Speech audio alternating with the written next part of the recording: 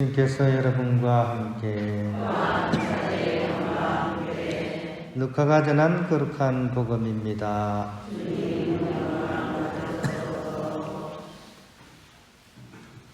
그때 부활이 없다고 주장하는 사두가의 몇 사람이 예수님께 다가와 물었다. 스승님, 모세는 어떤 사람의 형제가 자식 없이 아내를 남기고 죽으면 그 사람이 죽은 이의 아내를 맞아들여 형제 후사를 일으켜 주어야 한다고 저희를 위하여 기록해 놓았습니다. 그런데 7 형제가 있었습니다.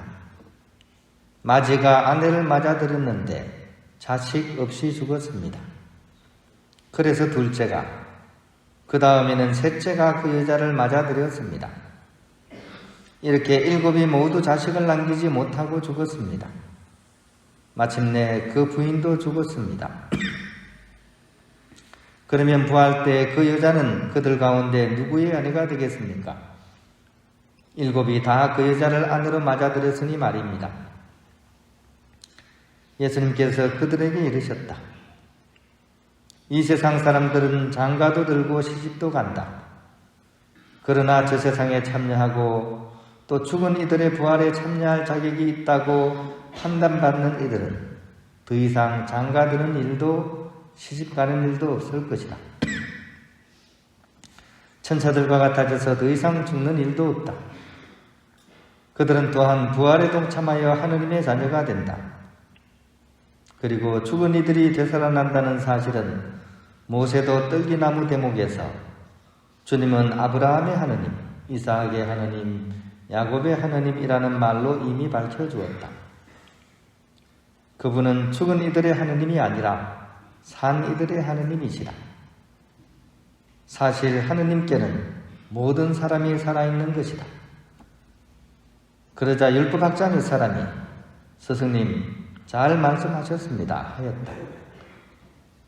사람들은 감히 그분께 더 이상 묻지 못하였다. 주님의 말씀입니다. 하나님입니다. 오늘 이 복음 속에는 이 고대 사회의 그런 전통 중에 하나였죠, 그죠? 우리도 고구려 시대 때 그런 게 있어요. 형사 취수제도 해서, 그죠? 이렇게 대를 잇기 위해서 형, 동생 이렇게 형수를 이렇게 형이 죽으면 안대를 취하던 그런 내용이 이렇게 나옵니다. 전쟁이 하도 많다 보니까 사람들이 막 자주 사망하고 그런 시대니까 이제 이런 게 있었던 것 같아요. 근데 좀 재미난 일이 나오죠, 그죠? 이 바리사이나 율법학자는 바로 이 내용을 들어가지고 예수님의 어떤 뭐랄까요, 부활에 대한 그런 내용을 공격하면서 자신들을 이제 정당화하고자 하는 그런 내용을 펼치고 있습니다. 근데 예수님께서는 좀 약간 엉뚱한 비유를 드셔서 천사에 대한 이야기까지 이렇게 끌어들이면서 사람이 죽고 나서는 바로 그렇게 천사와 같아지게 되고 전혀 다른 그런 영적인 존재로서 새로운 세상에 열린다는 사실을 이렇게 알려주고 있습니다. 사람과 천사, 여러분은 어떻습니까? 사람으로 살고 싶습니까? 천사로 살고 싶습니까? 사람이 좋아요? 그래도 사람이 좋아. 몇 분 안 계시네요. 천사가 좋지 않을까? 아무래도 그런 천사가 좋지 않을까? 천사가 조금 오늘은 좀 우세하네요, 그죠? 예. 구미호 보세요, 구미호. 꼬리 9달린 구미호가 그렇게 요술도 부리고 해도 결국 뭐가 되고 싶어요? 사람 되고 싶어 하죠. 사람도 약간 메리트가 있는 것 같아요. 베를린 천사의 시라는 영화가 있었습니다. 이제 그 외국 영화인데, 그게 보면 베를린이라는 그 도시를 수호하는 천사 둘이 주인공입니다. 그런데 이제 한 명은 다미엘이라는 천사고 또 하나는 카시엘이라는 천사였습니다. 이 두 천사가 이제 눈에는 보이지 않지만 그 도시를 수호하고 또 사람들의 그런 일상사를 지켜주기도 하고, 그죠?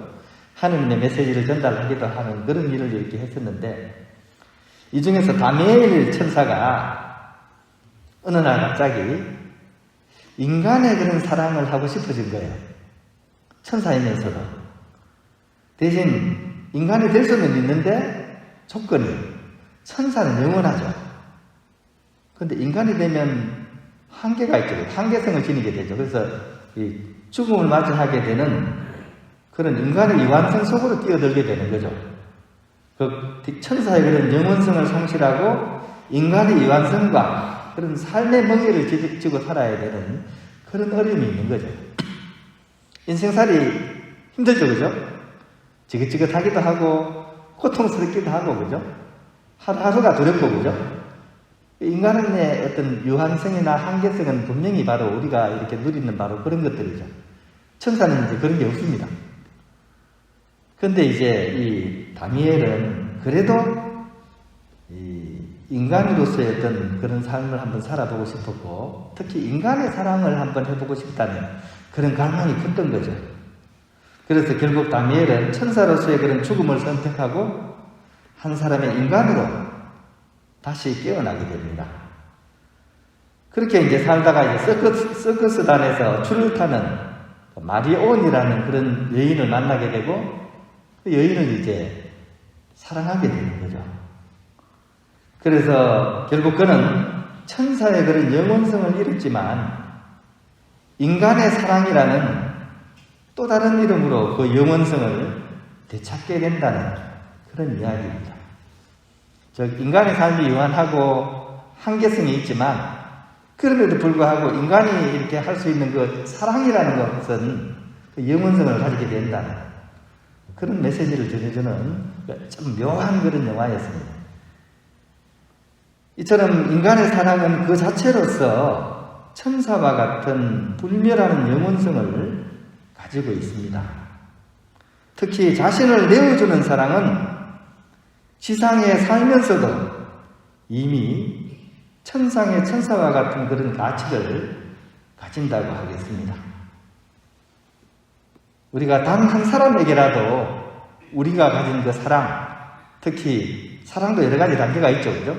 그 중에서 어머니의 사랑, 하느님의 사랑과 같은 무조건적인 그런 아가페의 사랑, 이런 사랑을 우리가 누군가에게 전해줄 수 있다면 그것은 바로 영원성을 사는 그런 천사의 삶을 실현하는 것이라는 것 우리가 기억했으면 좋겠습니다.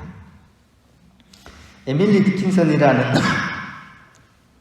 은둔 시인이 있었습니다.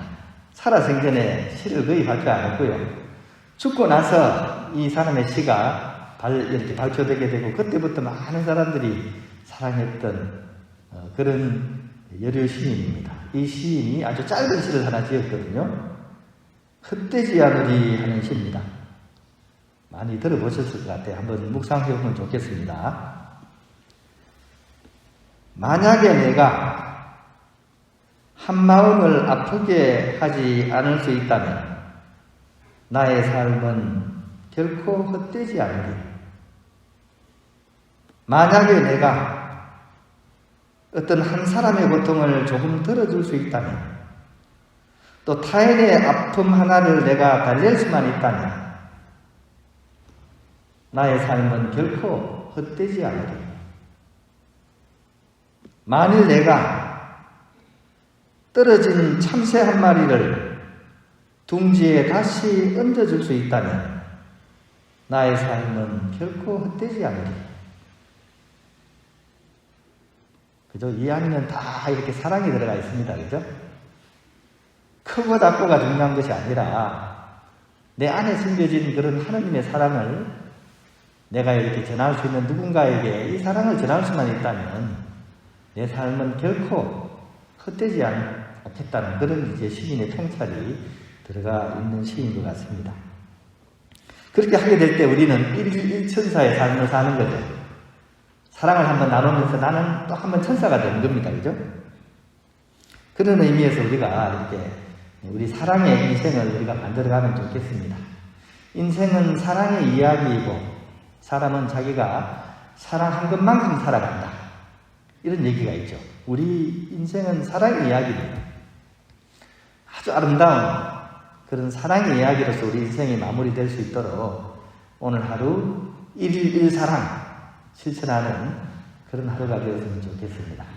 그걸 다짐하면서 어저께 우리 거룩하시다 노래 불렀죠. 오늘 무슨 노래 부를까요? 천사의 말을 하는 사람도 그죠? 사랑이 없으면 이 노래 아시죠? 우리 같이 한번 불러볼까요? 이 노래 부르면서 우리 일사랑을 한번 다짐했으면 좋겠습니다. 자, 목을 가다듬으시고 천사의 말을 하는 사람도 사랑이 없으면 소용이 없고 심오한 진리 깨달은 자도 울리는 징과 같네.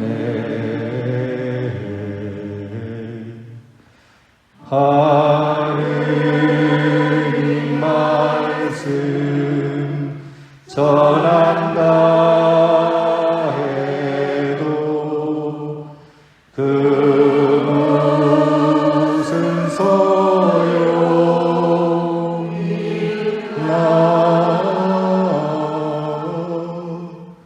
사랑 없으면